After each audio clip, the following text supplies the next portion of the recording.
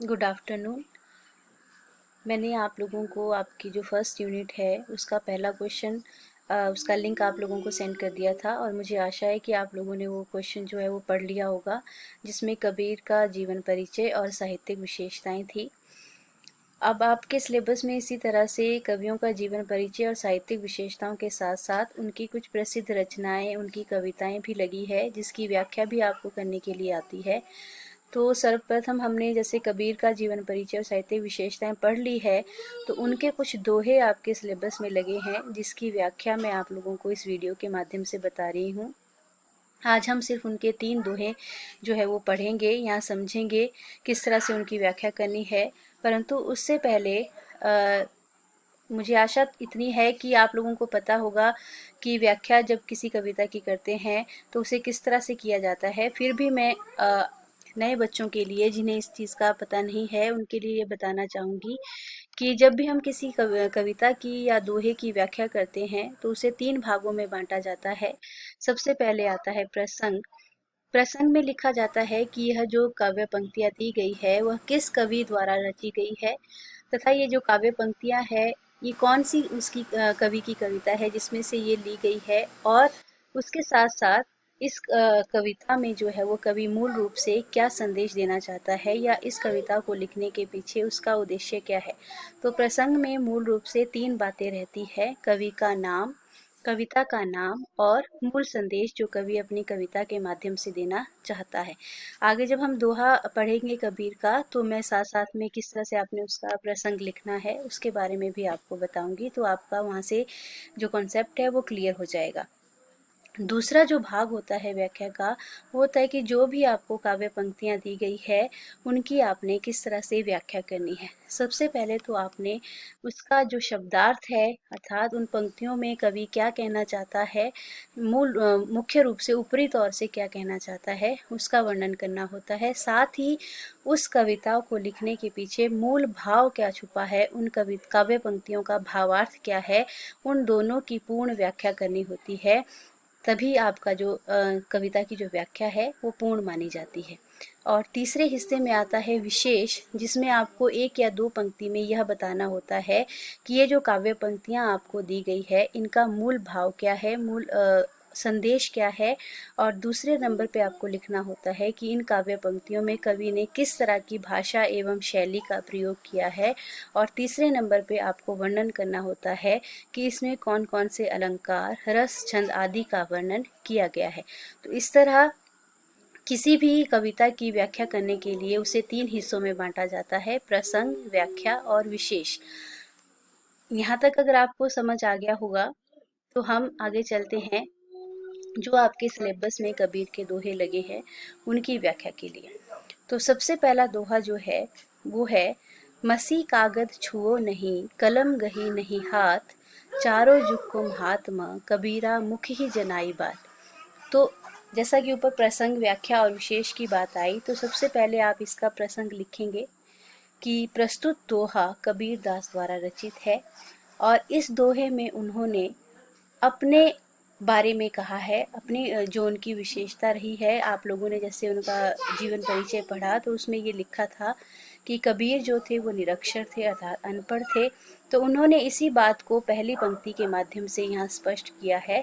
परंतु अनपढ़ और निरक्षर होने के बाद भी उन्होंने जीवन के अनुभवों से जो सीखा, उसी अनुभव के आधार पर उन्होंने चारों युगों का जो महात्म है, चारों युगों की जो महानता है, उसका वर्णन अपनी वाणी के द्वारा किया है। मसी कागज छुओ नहीं, कबीरदास जी कहते हैं कि मैंने कभी, मसी होता है स्याही, स्याही और कागज को छुआ तक नहीं है, कलम गही नहीं हाथ, और ना ही कभी कलम को हाथ में पकड़ा है। अर्थात मैं निरक्षर हूँ, मैंने कभी भी स्याही, कागज या कलम को हाथ से छुआ तक नहीं है। चारों युग को महात्मा, कबीरा मुखी जनाई बात, लेकिन फिर भी मैं चारों युग का जो महानता है, चारों युग की जो बातें हैं, मुख ही जनाई, मौखिक रूप से ही आप सबको बता सकता हूँ, क्योंकि मैंने जीवन के अनुभवों से जो सीखा उसी को अपनी वाणी में व्यक्त किया है। और उनकी वाणी को उनके शिष्यों द्वारा जो है वो कलमबद्ध किया गया। इस दोहे का जो शब्दार्थ है वो इस तरह से हुआ कि कबीर दास जी के बारे में ये दोहा कहा गया है कि उन्होंने कभी स्याही और कागज़ को छुआ तक नहीं और ना ही उन्होंने कभी कलम को अपने हाथ में पकड़ा है, परंतु फिर भी वो चारों युगों की जो महानता थी उसे अपने अनुभवों के आधार पर बता सकते थे। इसके भीतर जो भावार्थ छुपा है वो ये है कि बड़े बड़े ग्रंथ पढ़कर, वेद साहित्य पढ़कर या धार्मिक ग्रंथों को पढ़कर कोई महान नहीं बन जाता जब तक उसे अपने जीवन के अनुभव जो है वो सब कुछ सिखा नहीं देते। तो इस दोहे में जो मुख्य रूप से बात कही गई है कि सबसे पहला जो शब्दार्थ यह स्पष्ट होता है कि कबीर जो थे वो निरक्षर थे, और दूसरी बात यह कि कोई भी पढ़ा लिखा होने के बाद या ग्रंथों को पढ़ने के बाद ही कोई महान नहीं बन जाता जब तक उसे अपने जीवन से वो अनुभव प्राप्त न हो।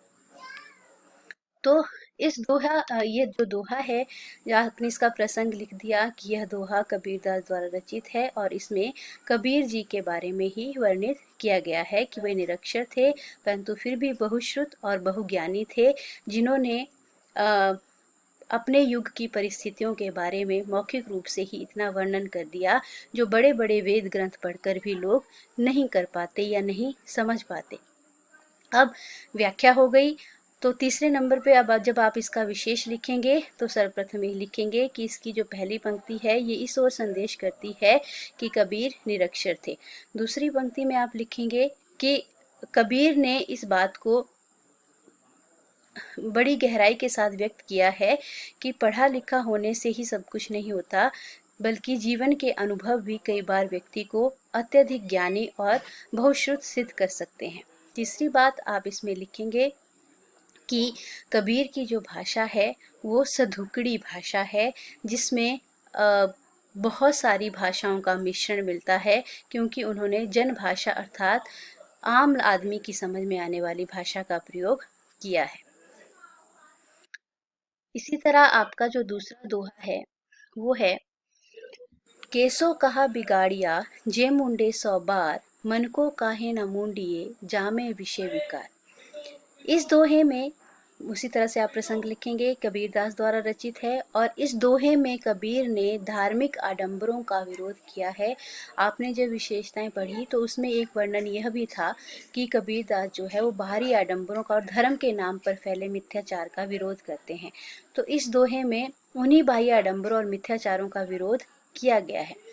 केसो अर्थात आपके बाल, कहाँ बिगाड़िया क्या बिगाड़ा है, अर्थात आपके बालों ने आपका क्या बिगाड़ा है। जे मुंडे 100 बार कि आप बार बार उनका मुंडन करते रहते हैं।